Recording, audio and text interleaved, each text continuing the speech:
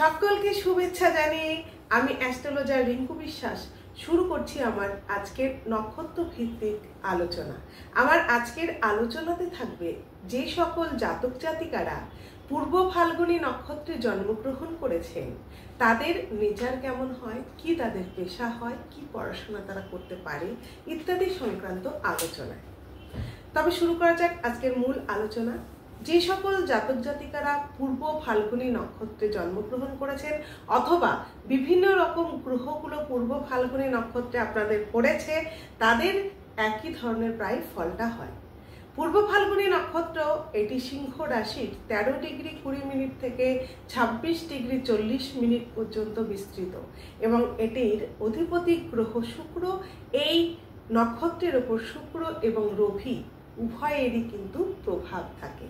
এটি ব্রাহ্মণ বর্ণের হয়ে থাকে।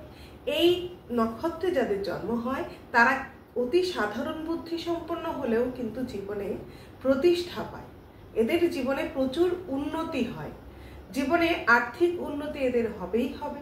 এছাড়াও এরা জীবনে কি হয়, পড়াশোনা করে প্রতিষ্ঠা পায়।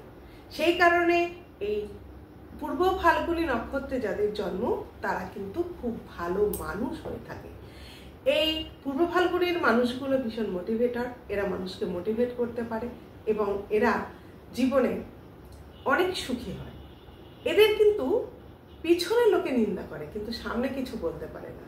এই ধরনের মানুষেরা মিডিয়া রিলেটেড পড়াশোনা এবং বিভিন্ন সাইকোলজি বিভিন্ন পড়াশোনা এরা কিন্তু খুব ভালো পারে। এরা ভীষণ ক্রিয়েটিভ, এদের মধ্যে ক্রিয়েটিভিটিতে ভরপুর।